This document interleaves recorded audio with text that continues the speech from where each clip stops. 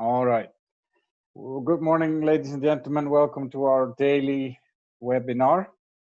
Today about livelihoods. We're in the livelihood sphere today. Hey, Mana, how are you? How's Lebanon? Let's not talk about that. Unfortunately, it's beautiful, but difficult situation. But it's all is good. Huh? Yeah, we will talk about Lebanon another time. I think it's not an easy place. We're talking about livelihoods today, and we're not talking about it from a very generic sense, but we're talking on evidence, because we have the Independent Evaluation Office that has studied our probably 5 to 10 years record on what we have been doing in terms of livelihoods and what is good and what is bad.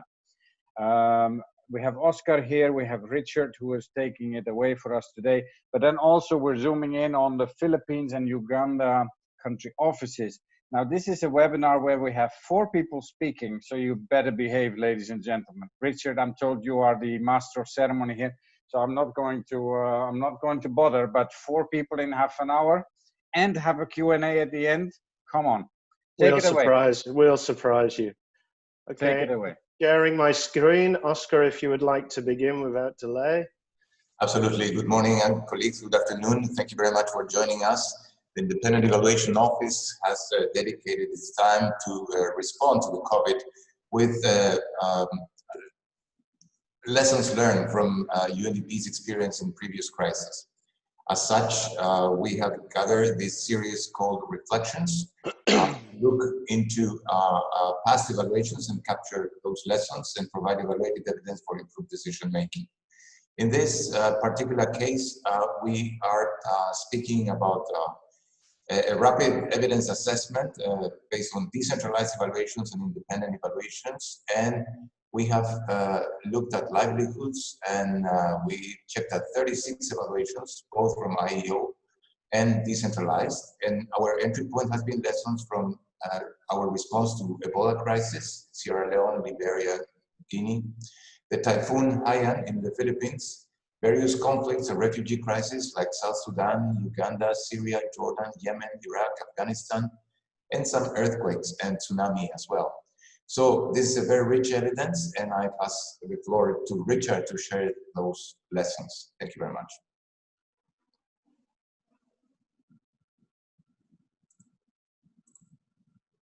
Richard, we're not hearing you. You're muted. It's a rookie mistake, sorry. So just to begin with, the paper itself has 5 findings, general findings, and I'm only going to look in detail at 2, but I felt it was important that 2 very similar things we need to remember and keep in the back of our mind when we are doing our livelihoods work.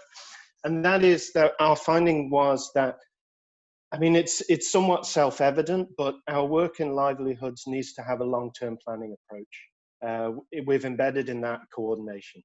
And within that, UNDP needs to clearly clarify its own role within the process.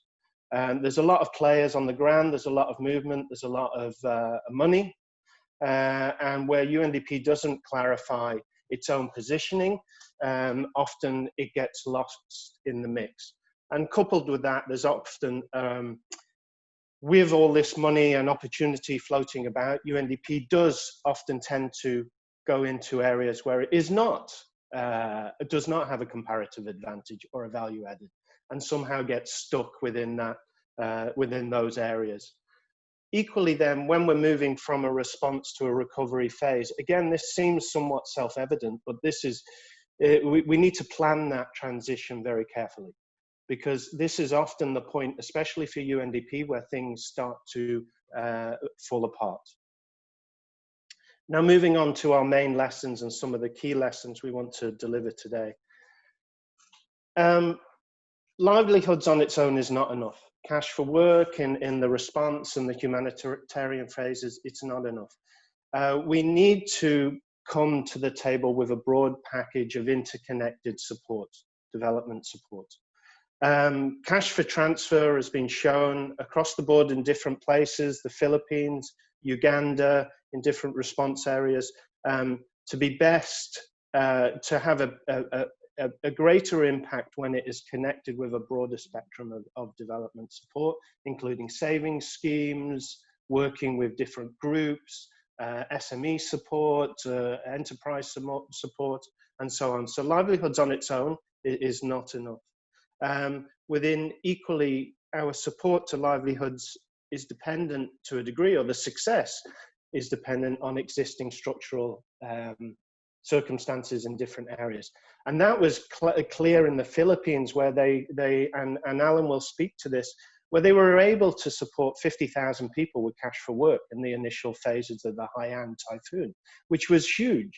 Now, they were able to do this because they had an existing mobile banking system, which everybody was comfortable with, and which they could then use to push the cash for work payments through, but also then to build on and build, you can't underestimate then the cash injection to Tacloban, where the typhoon was worse, to help to bring those livelihoods back.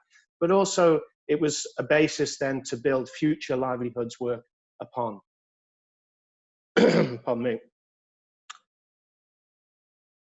The next, and this is, again, some of these are somewhat self-evident, but, you know, I hate this phrase. We have an opportunity here, and we have an opportunity to look at what we've done and to restructure it. I was in the Philippines. It was mentioned to me that we could have done better to build back better. There was too much of a focus on past livelihoods and taking people back to where they were, and not enough focus on addressing the overall development challenges that were being faced in that area. And this does give us an opportunity, you know, to look at the work we have done and to frame it in a different way, and to maybe kickstart development and the attainment of the SDGs. Now, COVID has been, you know, I don't want to, there are livelihoods people here who will speak to this, but COVID is a health crisis, obviously, which is, the response has led very much to a global economic crisis. So we've got a crisis on top of a crisis, but this in turn is leading to a severe development crisis where, you know, our gains in development are being moved away, but very much the response is being framed as a crisis response. And in very much that livelihoods is being treated as we would have treated it previously in response to any crisis. But our findings have found that, you know, you need to look at the development in a crisis from a different angle. You need to reconfigure your approaches to strengthen opportunities and livelihoods, strengthen, not bring back to where they were. Support to employment needs to take into consideration a broad range of aspects, access to credit, property, land issues. Otherwise, they will not work and they will not be sustainable. Work within gender needs to be transformative and not just inclusive. This is an opportunity to also ensure that. And we found in the past that work in livelihoods often doesn't take into account cultural aspects for cash for work or in livelihoods. Support to youth needs to take into, and training needs to take into account the actual job markets. So, and what the opportunities are within those, within the region, both, especially where the economies are struggling. So those are our two main findings. I want to pass the floor now to Alan, who will give some of his experience from the Philippines, and he's promised to be within 3 minutes, and then I'll pass to Francesca. Thank you. Alan? Hello, everyone. Good evening. I'll dive straight to my reflections on early recovery and livelihood work in the Philippines. So in the Philippines, early recovery work is a continuum from debris management, then to emergency livelihoods or cash for work, and then to more sustainable livelihood support, like providing carpentry skills training and provision of starter kits. And then last part would be linking the producers to markets or graduates of skills training to employers. This is aligned with the 3x6 approach that has been developed as a result. Other key features of our early recovery work in livelihood is livelihood diversification. We targeted at least 2 sources of income for the families so that their income generation can be improved. And of course, also if their primary source of income is affected by another crisis, they can still support or count on an alternative source of income to tide them over. Then we provided 24 community-based organizations and 9 women organizations with trainings on organizational development, financial management, enterprise management, and project management so that they are equipped with the tools to sustain their livelihood projects. In some of the areas, we were able to link some of the producers to the private sector, and then some of the graduates and the skills training to employers. One realization that we had was that we really need to have a good coordination mechanism in place because we can avoid complications if we have these coordination mechanisms in place. Because like in the Cost for Work, one organization was providing doles at twice the rate we are providing for our work, Cost for Work. Next slide, please. Next slide, please. There it is. Sorry. Yeah. All right. So if you one could prime be quick example. on this, yeah. Thanks, Alan. So one prime example is the coastal village in eastern part of the Philippines, where we started with Cost for Work for mangrove debris clearing, and then this spilled over to enterprise and seeding of mangrove seedlings. And then the community organizations, the women organizations, identified the development of an ecotourism enterprise in the area. The households members were involved in at least 2 of the enterprise activities. And the local authorities were also involved in that they declared the site as a protected area and an ecotourism destination. And they also provided counterpart contribution during the project implementation.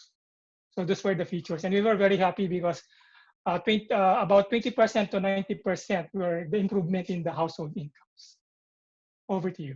Thanks, Alan. Thanks for being quick and to the point. Francesca, would you like to give your reflections on your work in Uganda with refugees? Thank you. Good afternoon, everybody. Just to pick off from where Alan has started, I think in terms of context, as you all know, Uganda hosts 1.4 million refugees. It's the first host for refugees in Africa and 3rd globally, but also with a very progressive refugee policy that has been applauded globally, largely looking at the very developmental in its approach. But also on the flip side, we've got, its protracted caseload of over 20 years on average. Much as we started hosting these refugees way back from 1959. And the policies also allows refugees to be settled. Uganda is the one country where, refugees are not in camps, but they're on settlements where they are located land. So a big part of the livelihoods is around, it's nature-based. Most of them, engaging in, agriculture, but also, other enterprises. And I also just want to flag that in some of the districts, you're having, 60% refugee to a 40% host population. So we are also mindful of that because in a situation where, we are still going by 70-40, 70, percent of refugees benefiting to 30% host population, and yet you have more refugee than host. And very recently, as of yesterday, we are seeing clashes from some of these refugee settlements. So, with all these undertones, as UNDP, we are, cognizant of that. And looking at the evaluation, totally, speaks to us because the findings do mirror what we have learned over the years working on refugees. And I think building on to Alan's presentation, I have, broken it down into 3. One, our programming on livelihoods is largely holistic in approach, where we are looking at livelihoods not necessarily as a standalone, but with a broad range of packages. Yes, going by the 3x6 strategy, which is important for the humanitarian development peace nexus and human security. And so we've noted, over the years that, we cannot talk livelihoods if we don't address issues of sexual gender-based violence. An example is, with the funding that we've got from COICA, which is 4 years. A big part of it, underlying that is the whole gender dynamics, because if we don't address that, then there's no way, they'll be able to access and, gainfully, participate in, alternative livelihood. But also important is the whole peace building component. Considering the refugees are settled on land, and in some areas like northern Uganda, this is not government land, but community land. So there's a whole, conflict around, the resource therein, especially with the land being, scarce right now. And linked to that also is the natural resource management and disaster risk management. So it's a little, we weave that in our programming, but also, mindful of social protection, especially for the most vulnerable, where, we are giving some cash transfers, cash for work, but also, increasingly the whole border management, because these refugees are settled along the borders, and with COVID of late, the borders have proven to, the bulk of the positive COVID-19 cases are coming in through our borders, through the truck drivers and all. So there's an emphasis on that. And as UNDP, we've put aside close to, 500,000-600,000 to ensure, we link the 53 gazetted borders, of which some of them are from the refugee settlements. And of course, the solar for the refugee settlements, which would go to the health centers, but also, providing water, which later, we hope we can use it into either irrigating and lighting, for our livelihoods interventions. Francesca, can I ask? Can I ask you to speed up a little, please? Yes. Secondly is on the coordination. As a country, the structures are very, very clear, right from NDP 3, where refugees are integrated, to the UNDP now, we are transitioning to the comprehensive framework, of which, I chair the outcome result group on 1.3 that looks at peace security, in which refugees are, embedded, and also the refugee policy with a very robust, comprehensive refugee response framework. There's just a steering committee meeting this morning. So in terms of the structures, they are there, and we also co-lead the jobs and livelihoods, planning process, which plan, is going to be, approved in the next, few days. And thirdly, the bridged response to recovery. I totally agree that, for us to, to get to that level, we need, funds sustained over a period of time. Unfortunately, some of the funds that we have is, for a shorter period. So you cannot have, that transition if you do not have, money over a period of time. Like for COICA, it's 4 years. And in that, we've been able to do a lot of things. We're in the second year of implementation and 2 years to go. And I think going forward, that's the way to go, as opposed to, few months, whether it's with SAF or Japan, which is annual.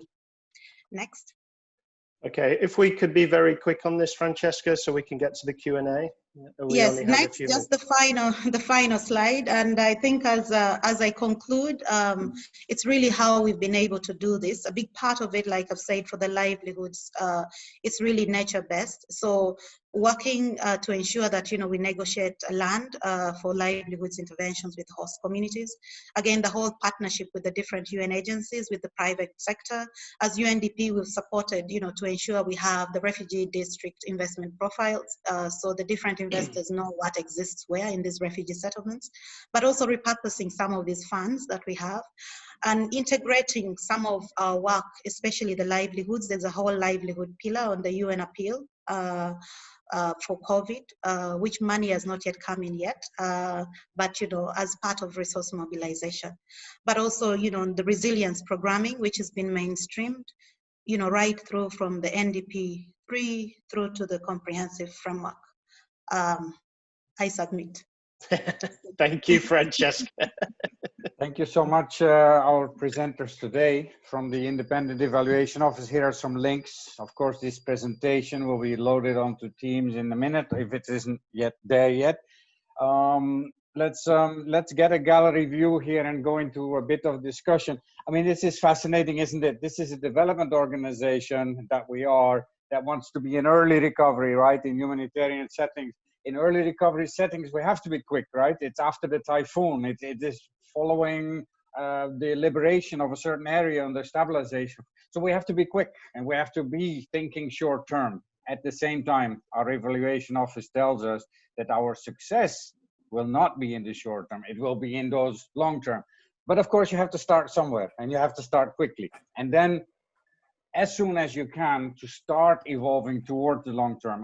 I have always found that the most fascinating piece of UNDP, being there fast, being early, at the same time having our eye on the long term, because that's where we know is the success.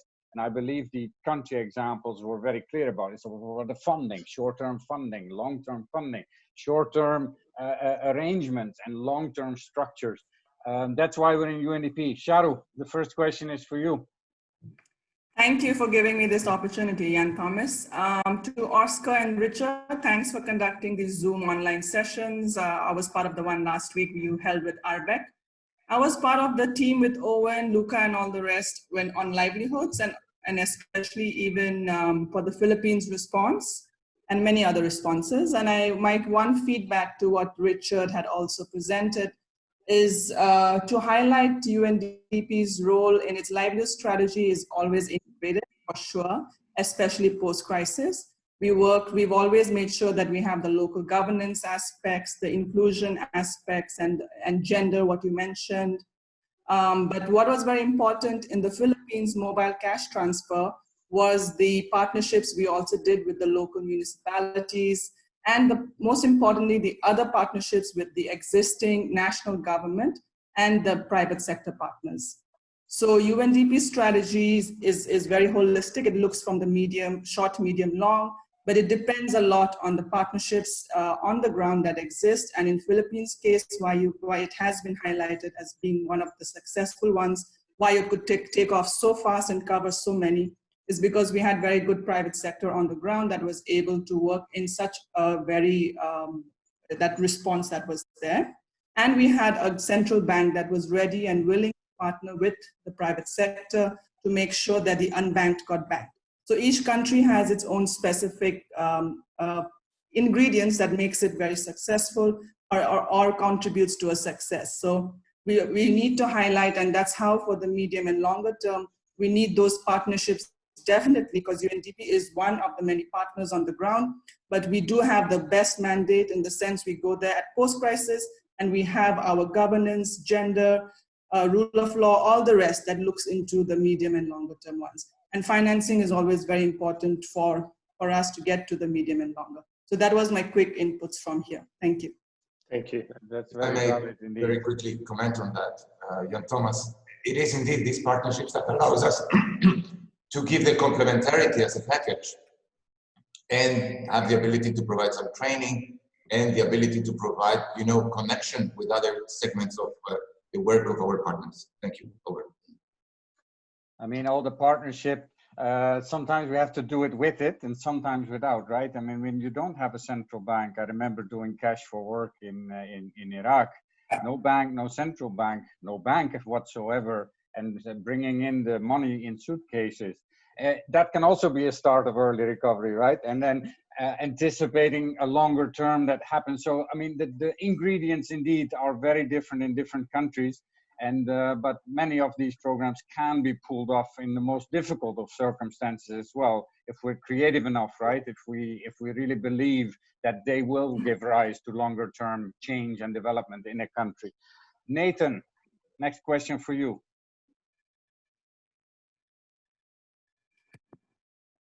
Sorry, my question was answered already, so I won't take anybody's time. Thank you. Balram. Yeah, thank you. My questions was to learn more about this 3x6 strategy. That's the one.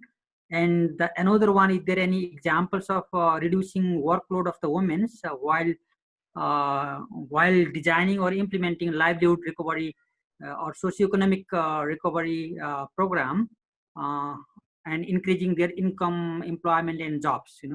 So these are sort of like, I mean, how we can reduce the workload of the women, or even not increase that, if not reduced, but increase their income, employment, or enterprising opportunities? Is there any good examples which we can learn from that?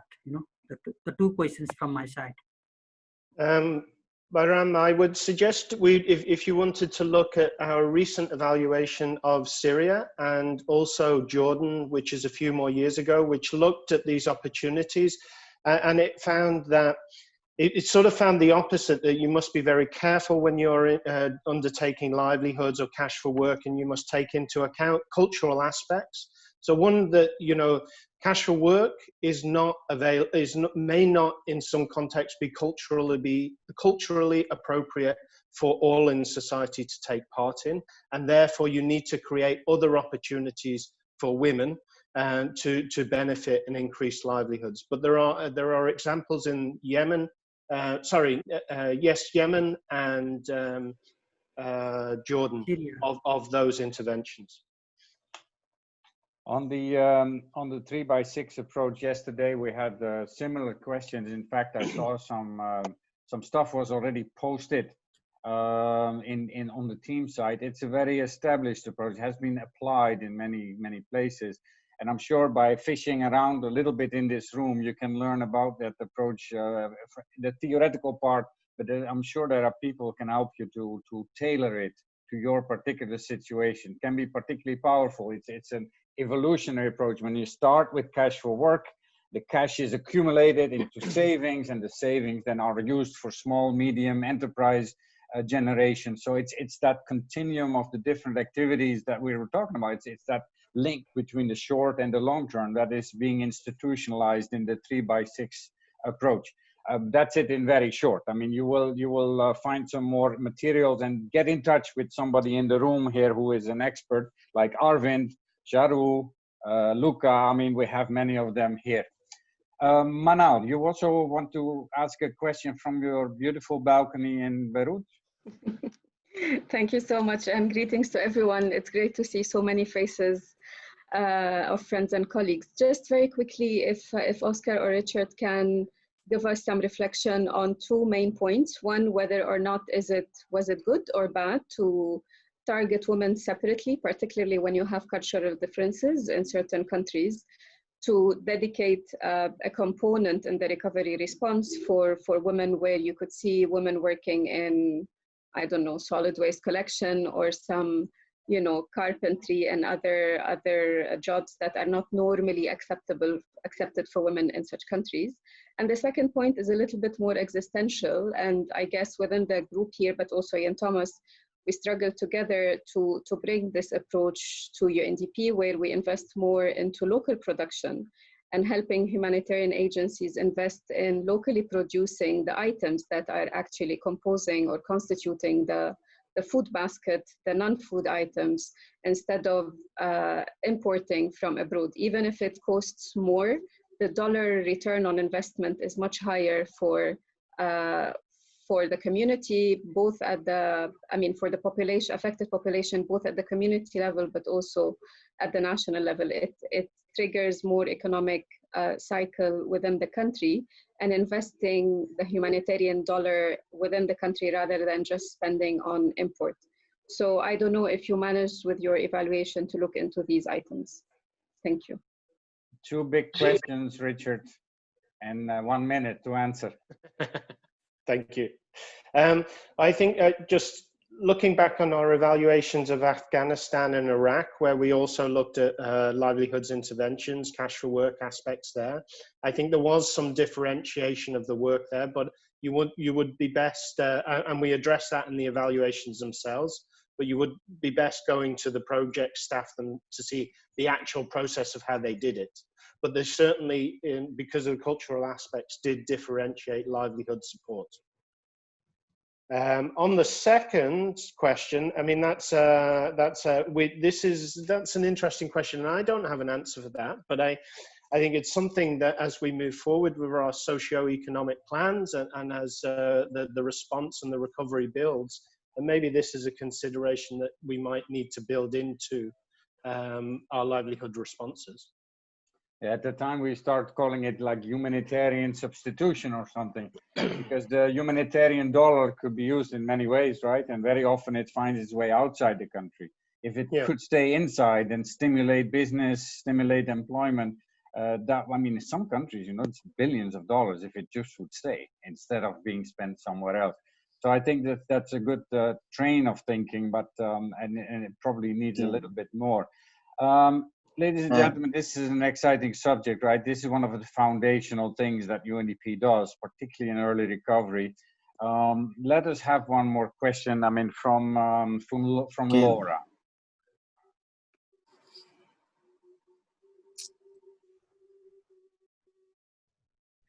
Hi, my question was really on digital livelihoods, and this is an area where we often hear that the countries in crisis or countries recovering from crisis or developing countries, they don't have the infrastructure, they don't have the capacity, they don't have access, but yet we see that in Afghanistan, for example, internet penetration is pretty high, and we have seen utilization of digital tools to promote livelihoods. Is there some compendium or something that we can evaluation or something that we can share on experience, specifically in very difficult contexts when one would think that such an innovative and new form of you know, might be difficult to apply, just to dispel this type of general perception that there is around the digital livelihoods. Yes, certainly. Independent Evaluation Office, what have we found on digital? It can be a surprising element sometimes, right? You can find it in the most unexpected places. It is possible, and we have seen some examples of facilitating access to financial services that complement really the livelihood restoration with the support of other partners such as UNCDF and including the World Bank. And so we'd be happy to refer to you to the more concrete examples. And on Manai's question on the production side, absolutely. That's really the long-term perspective, and we would like to support more that type of approach, which goes this long-term and less assistential crisis. But over to Richard, who is really. Thank you. I also see that that there is a compilation, and we're looking forward to receiving it. But my question was also to spark more dialogue and discussion about this. I know that we have fantastic examples. Thank you. There is a compilation that's already being shared in the chat by Luca's team. We can talk more about this also over the team site, right, in the team space. Digital can be a surprising input. Remember, I mean, I cannot forget the refugee camp in Jordan that suddenly sprung into digital business because people were getting connected, right? Wi-Fi was installed there and people were getting phones. So even in a refugee camp, this digital, I mean, it means you can get out of the camp, right? At least digitally, and start doing your business, start learning. I mean, the power of digital is very unexpected sometimes. And I think indeed we are using it as UNDP, but maybe something that we could get better on also over time. Ladies and gentlemen, you hear it, I'm wrapping up because this is our half an hour today. Yesterday, livelihoods, Yemen, today from Uganda and from Philippines. I think this is a subject that will be on more because it's something that a lot of us are actually working on or have been working on. Thanks so much for our resource persons to trigger this discussion. Look around the room, ladies and gentlemen, say hi to somebody and make sure that you get the information that you need by linking up with them directly. There's a reason why their names are down from their pictures. They can be contacted over Teams and email. We're all colleagues, right? And this is becoming a very flat organization because we're all sitting in the same place, which is on our screens. So please be in touch with one another. For now, we want to say goodbye.